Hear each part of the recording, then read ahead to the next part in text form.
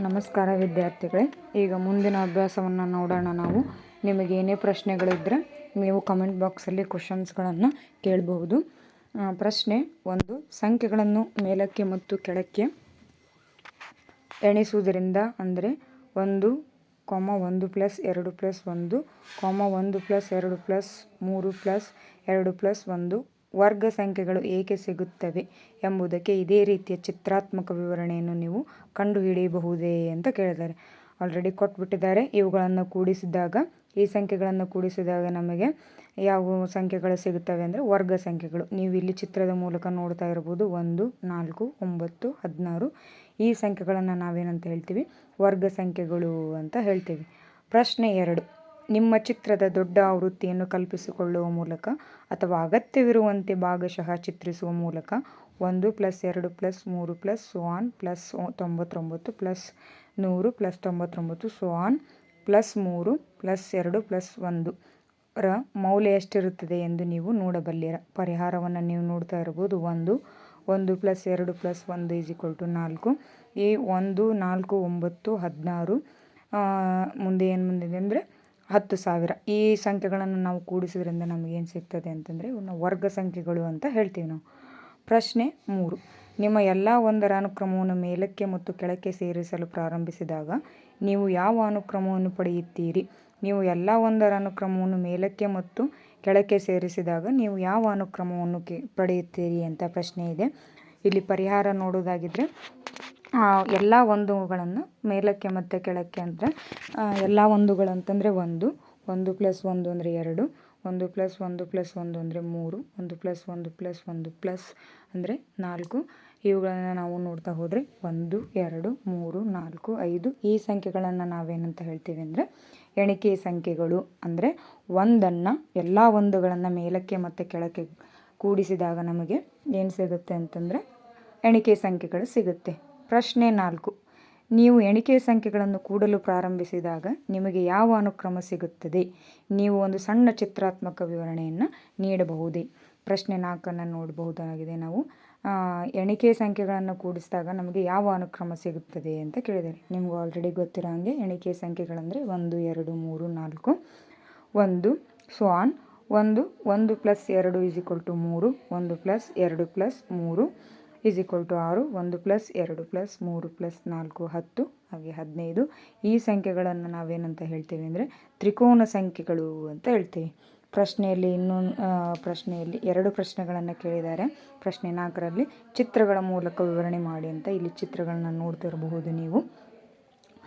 ಮುಂದಿನ ಪ್ರಶ್ನೆ ಹೋಗ್ಬಿಡೋಣ. ಪ್ರಶ್ನೆ 5.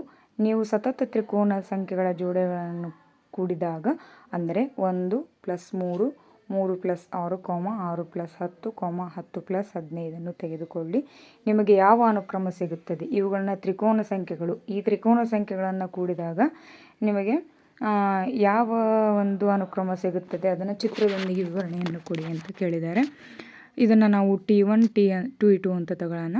1 + 3 ನಾವು ಕೂಡಿಸಿದಾಗ 4, 3 + 6 ಕೂಡಿಸಿದಾಗ 9, 6 + 10 ಕೂಡಿಸಿದಾಗ 16, 10 + 15 ಕೂಡಿಸಿದಾಗ 25.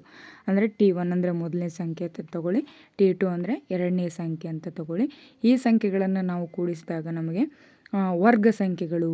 ವರ್ಗ ಸಂಖ್ಯೆಗಳಂದರೆ ಈಗ 2ನ್ನು 2 ಸಾರಿ ಗುಣಿಸಿದಾಗ 4, 3ನ್ನು 2 ಸಾರಿ ಗುಣಿಸಿದಾಗ 9, 4ನ್ನು 2 ಸಾರಿ ಗುಣಿಸಿದಾಗ 16, 25ನ್ನು 2 ಸಾರಿ ಗುಣಿಸಿದಾಗ 25. ಒಂದು ಸಂಖ್ಯೆಯನ್ನು 2 ಸಾರಿ ಗುಣಿಸಿದಾಗ ಬಂದಂಥ ಉತ್ತರವನ್ನು ನಾವೇನಂತ ಹೇಳ್ತೀವಿ? ಆ ಸಂಖ್ಯೆಗಳನ್ನು ವರ್ಗ ಸಂಖ್ಯೆಗಳು ಅಂತ ಹೇಳ್ತೀವಿ. ಇಲ್ಲಿ ಕ್ವಶನ್ಸ್ ಏನು ಕೊಟ್ಟಿದ್ದಾರೆ ಅಂತಂದರೆ ಇದನ್ನು ಚಿತ್ರದ ಮೂಲಕ ನಿರೂಪಿಸಿ ಅಂತಂದು ಕೊಟ್ಟಿದ್ದಾರೆ. ಇಲ್ಲಿ ನೀವು ಚಿತ್ರಗಳನ್ನು ನೋಡಬಹುದು. ಈ ಚಿತ್ರಗಳನ್ನು ನೀವೇನು ಮಾಡಬಹುದು ಅಂದರೆ ಈ ಪ್ರಶ್ನೆಯ ಜೊತೆಗೆ ಈ ಚಿತ್ರಗಳನ್ನು ಕೂಡ ಹಾಕಬೇಕು. ನೆಕ್ಸ್ಟ್ ಪ್ರಶ್ನೆ 6. ನೀವು 1ರಿಂದ ಪ್ರಾರಂಭವಾಗುವ 2ರ ಘಾತಗಳನ್ನು ಕೂಡಿಸಲು ಪ್ರಾರಂಭಿಸಿದಾಗ ಏನಾಗುತ್ತದೆ? ಪ್ರಶ್ನೆಯನ್ನು ಮೊದಲು ಅರ್ಥ ಮಾಡಿಕೊಳ್ಳಿ. 1, 1 + 2, 1 + 2 + 4, 1 + 2 + 4 + 8 ಅಂದರೆ 2ರ ಘಾತಗಳನ್ನು ನಾನು ಹಿಂದಿನ ಕ್ಲಾಸಲ್ಲಿ ಆಲ್ರೆಡಿ ಹೇಳಿದ್ದೀನಿ. ಈಗ ಸಂಖ್ಯೆಗಳಿಗೆ 1ನ್ನು ಸೇರಿಸಿ ನಿಮಗೆ ಯಾವ ಸಂಖ್ಯೆಗಳು ಸಿಗುತ್ತವೆ ಅಂದರೆ ಯಾವ ಅನುಕ್ರಮ ಸಿಗುತ್ತದೆ ಅಂತ ಕೇಳಿದ್ದಾರೆ. 1ರಿಂದ ಪ್ರಾರಂಭವಾದಾಗ 1, 1 + 2 3, 1 + 2 + 4 7, 1 + 2 + 4 + 8 15 ಈ ಅನುಕ್ರಮಗಳನ್ನು ಸ್ಪಷ್ಟವಾಗಿ ಇಲ್ಲಿ ಕಾಣಿಸ್ತಾ ಇದೆ. ಮುಂದೆ ಪಡೆದ ಅನುಕ್ರಮದ ಪ್ರತಿ ಸಂಖ್ಯೆಗೆ ಏನು ಮಾಡಬೇಕು ನಾವು ಇಲ್ಲಿ ಒಂದನ್ನು ಕೂಡಿಸಿದಾಗ 1 + 1 = 2, 3 + 1 = 4, 7 + 1 = 8, 15 + 1 = 16. ಅಂದರೆ ಕೂಡಿಸಿದ ಘಾತಗಳನ್ನು ಕೂಡಿಸಿದಾಗ ಬಂದಂತಹ ಉತ್ತರಕ್ಕೆ ಏನು ಮಾಡಬೇಕು ನಾವಿಲ್ಲಿ ಒಂದನ್ನು ಕೂಡಿಸಿದಾಗ ನಮಗೆ ಸ್ಪಷ್ಟವಾಗಿ ಏನು ಸಿಗುತ್ತೆ ಅಂದರೆ 2ರ ಘಾತ ಸಿಗುತ್ತದೆ. 2ರ ಘಾತ ಅಂದರೆ 2, 4, 6, 2, 4, 8, 16. ಪ್ರಶ್ನೆ 7. ನೀವು ತ್ರಿಕೋನ ಸಂಖ್ಯೆಗಳನ್ನು 6ರಿಂದ ಗುಣಿಸಿದಾಗ, ನಿಮಗೆ ತ್ರಿಕೋನ ಸಂಖ್ಯೆ ಅಂದರೆ ಏನಂತ ಗೊತ್ತಿದೆ, ಗುಣಿಸಿ ಒಂದನ್ನು ಸೇರಿಸಿದಾಗ ಏನು ದೊರಕುತ್ತದೆ, ಯಾವ ಅನುಕ್ರಮ ಸಿಗುತ್ತದೆ, ಚಿತ್ರದೊಂದಿಗೆ ವಿವರಿಸಿ ಅಂತ ಕೊಟ್ಟಿದ್ದಾರೆ. ನಿಮಗೆ ತ್ರಿಕೋನ ಸಂಖ್ಯೆಗಳು ಆಲ್ರೆಡಿ ಗೊತ್ತಿದೆ. ಇಲ್ಲಿ ನೋಡ್ತಾ ಇರುವುದು ನೀವು ಉತ್ತರವನ್ನು. ಮೊದಲ ತ್ರಿಕೋನ ಸಂಖ್ಯೆ 1, 6 × 1 + 1 = 7. ಫಸ್ಟು 1ರಿಂದ ಗುಣಿಸಬೇಕು, ಆಮೇಲೆ 1ಅನ್ನು ಕೂಡಿಸಬೇಕು. 6 × 3 + 1 = 19. ಮೂರನೇ ತ್ರಿಕೋನ ಸಂಖ್ಯೆ ಯಾವುದು ಅಂತಂದರೆ 6. ನಾವಿಲ್ಲಿ T1, T2, T3 ಅಂತ ತೊಗೊಂಡಿದ್ದೀವಿ. ಮೊದಲನೇ ತ್ರಿಕೋನ ಸಂಖ್ಯೆಗೆ T1, ಎರಡನೇ ತ್ರಿಕೋನ ಸಂಖ್ಯೆಗೆ T2, ಮೂರನೇ ತ್ರಿಕೋನ ಸಂಖ್ಯೆಗೆ T3 ಅಂತ ತೊಗೊಂಡಿದ್ದೀವಿ. ಇಲ್ಲಿ ಉತ್ತರಗಳನ್ನು ನೀವು ನೋಡಬಹುದು. 1ನೇ ತ್ರಿಕೋನ ಸಂಖ್ಯೆ 7, ಎರಡನೇ ತ್ರಿಕೋನ ಸಂಖ್ಯೆಯಲ್ಲಿ 19, ಮೂರನೇ ತ್ರಿಕೋನ ಸಂಖ್ಯೆಯಲ್ಲಿ 37 ದೊರೆತಿದೆ. ಇವುಗಳನ್ನು ಅನುಕ್ರಮವಾಗಿ ಏನಂತ ಹೇಳ್ತೀವಿ ನಾವು, ಷಟ್ಭುಜೀಯ ಸಂಖ್ಯೆಗಳು. ಈ ಅನುಕ್ರಮ ನಮಗೆ ದೊರೆತಿದೆ. ಇವುಗಳನ್ನು ಏನು ಮಾಡಿ ಅಂತ ಹೇಳಿದರೆ ಚಿತ್ರದ ಮೂಲಕ ವಿವರಣೆಯನ್ನು ತೋರಿಸ್ರಿ ಅಂತ ಹೇಳಿದರು. ಇಲ್ಲಿ ಚಿತ್ರಗಳು ಕಾಣಿಸ್ತಿರಬಹುದು.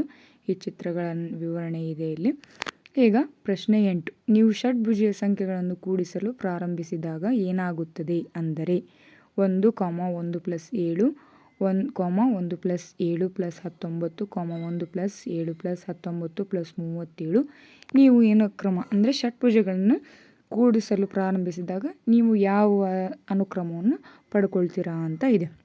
ಮೊದಲೇದು 1 + 7 = 8, 1 + 7 + 19 = 27, 1 + 7 + 19 + 37 = 64, 1 + 7 + 19 + 37 + 61 = 125. ಷಟ್ಭುಜೀಯ ಸಂಖ್ಯೆಗಳನ್ನು ಕೂಡಿಸಿದಾಗ ನಮಗೆ ಈ ಅನುಕ್ರಮ ದೊರೆತಿದೆ. ಅದು ಯಾವುದ್ಯಾವುದು ಅಂದರೆ 1, 8, 27, 64, 125. ನಿಮಗೆ ಈ ಸಂಖ್ಯೆಗಳು ಯಾವುವು ಅಂತ ಆಲ್ರೆಡಿ ಗೊತ್ತಾಗಿರಬೇಕು. ಇವುಗಳನ್ನು ಏನಂತ ಹೇಳ್ತೀವಿ ನಾವು, ಘನಗಳು ಅಂತ ಹೇಳ್ತೀವಿ. ಈ ಘನಗಳನ್ನು ಏನಂತ ಹೇಳಿದರೆ ಚಿತ್ರಣ ರೂಪದಲ್ಲಿ ನಿರೂಪಿಸಿ ಅಂತ ಹೇಳಿದರೆ ಇಲ್ಲಿ ಚಿತ್ರಗಳು ಕಾಣಿಸ್ತಿರ್ಬೋದು ನಿಮಗೆ. ಕೊನೆಯದಾಗಿ ಪ್ರಶ್ನೆ 9. ಕೋಷ್ಟಕ 1ರಲ್ಲಿನ ನಿಮಗೆ ಕೋಷ್ಟಕ 1 ಆಲ್ರೆಡಿ ಗೊತ್ತಿದೆ. ಅವುಗಳ ನಡುವಿನ ನಿಮ್ಮ ಸ್ವಂತ ಮಾದರಿಗಳು ಅಥವಾ ಸಂಬಂಧಗಳನ್ನು ಕಂಡುಕೊಳ್ಳಿ ಅಂತ ಹೇಳಿದ್ದಾರೆ. ಅಥವಾ ಬೇರೆ ರೀತಿಯಲ್ಲಿ ಏಕೆ ಸಂಭವಿಸುತ್ತದೆ ಎಂಬುದನ್ನು ವಿವರಿಸಿ. ನಿಮಗೆ ಕೋಷ್ಟಕ 1 ಗೊತ್ತಿದೆ ಆಲ್ರೆಡಿ, ಆದರೂ ಇಲ್ಲಿ ಕೊಟ್ಟಿದ್ದಾರೆ ಎಲ್ಲ 1ಗಳು 1, 2, 3, 4, 5, 6, 7 ಇವುಗಳನ್ನು ಎಣಿಕೆ ಸಂಖ್ಯೆಗಳಂತೀವಿ. 1, 3, 5, 7, 9 ಬೆಸ ಸಂಖ್ಯೆಗಳು ಅಂತ ಹೇಳ್ತೀವಿ. 2, 4, 6, 8, 10 ಇವುಗಳನ್ನು ಸಮಸಂಖ್ಯೆಗಳು ಅಂತ ಹೇಳ್ತೀವಿ. 1, 3, 6, 10, 15 ಇವುಗಳನ್ನು ತ್ರಿಕೋನ ಸಂಖ್ಯೆಗಳು ಅಂತ ಹೇಳ್ತೀವಿ. 1, 4, 9, 16, 25 ಇವುಗಳನ್ನ ಚೌಕಗಳು ಅಂತ ಹೇಳ್ತೀವಿ. 1, 8, 27, 64, 125 ಇವುಗಳನ್ನು ಘನಗಳು ಅಂತ ಹೇಳ್ತೀವಿ. 1, 2, 3, 5, 8, 13 ಇವುಗಳನ್ನ ವಿರಹಾಂಕ ಸಂಖ್ಯೆಗಳು ಅಂತ ಹೇಳ್ತೀವಿ. 1, 2, 4, 8, 16 ಇವುಗಳನ್ನ 2ರ ಘಾತಗಳು ಅಂತ ಹೇಳ್ತೀವಿ. 1, 3, 9, 27, 81, 243 ಇವುಗಳನ್ನು ಏನಂತ ಹೇಳ್ತೀವಿ, 3ರ ಘಾತಗಳು ಅಂತ ಹೇಳ್ತೀವಿ. ಈ ಅನುಕ್ರಮಗಳನ್ನು ನಿಮ್ಮ ಸ್ವಂತ ಮಾದರಿಯಲ್ಲಿ ಹೇಳಿ ಅಂತ ಕೊಟ್ಟಿದ್ದಾರೆ. ಇಲ್ಲಿ ಪರಿಹಾರವನ್ನು ಕೂಡ ನಾವು ನೋಡ್ತಾ ಇರ್ಬೋದು. ಮೇಲಿನ ಕೋಷ್ಟಕದಿಂದ ಎಣಿಸುವ ಸಂಖ್ಯೆಗಳನ್ನು ಮೇಲಕ್ಕೆ ಮತ್ತು ಕೆಳಕ್ಕೆ ಸೇರಿಸಿದಾಗ ನಮಗೆ ವರ್ಗ ಸಂಖ್ಯೆಗಳು ಸಿಗುತ್ತವೆ ಎಂಬುದನ್ನು ನಾವು ನೋಡ್ತೀವಿ. ಅಂದರೆ ಎಣಿಸುವ ಸಂಖ್ಯೆಗಳು, ಎಣಿಕೆ ಸಂಖ್ಯೆಗಳನ್ನು ಕೂಡಿಸಿದಾಗ ನಮಗೆ ಯಾವ ಸಂಖ್ಯೆ ಸಿಗುತ್ತೆ ಅಂತಂದರೆ ವರ್ಗ ಸಂಖ್ಯೆಗಳು ಸಿಗುತ್ತೆ ಅಂತ ಹೇಳಿದ್ದಾರೆ. ಇಲ್ಲಿ ಕೋಷ್ಟಕದಲ್ಲಿ ನೋಡ್ತಾ ಇರ್ಬೋದು. 1, 1 + 2 + 1 = 4, 1 + 2 + 3 + 2 + 1 = 9, ಆಮೇಲೆ 16, ಅದಾದಮೇಲೆ 25, ಅದಾದಮೇಲೆ 36. ನೀವೇ ಗೆಸ್ ಮಾಡ್ಬೋದು 36 ಅಂತಂದರೆ ನೆಕ್ಸ್ಟ್ ನಂಬರ್ ಯಾವುದಿರ್ಬೋದು ಅಂದರೆ 49. ಇವುಗಳನ್ನು ನಾವು ವರ್ಗ ಸಂಖ್ಯೆಗಳು ಅಂತ ಹೇಳ್ತೀವಿ. ಅಂದರೆ ಎಣಿಕೆ ಸಂಖ್ಯೆಗಳನ್ನು ಕೂಡಿಸಿದಾಗ ನಮಗೆ ಯಾವ ಅನುಕ್ರಮ ದೊರೆಯುತ್ತದೆ ಅಂತಂದರೆ ವರ್ಗಗಳು ದೊರೆಯುತ್ತವೆ ಅಂತ ನಾವು ಹೇಳ್ಬೋದು. ನೋಡಿ, ಪ್ರಶ್ನೆಯನ್ನು ಸರಿಯಾಗಿ ಅರ್ಥ ಮಾಡಿಕೊಂಡ್ರೆ ನೀವು ಬಿಡಿಸಬಹುದು.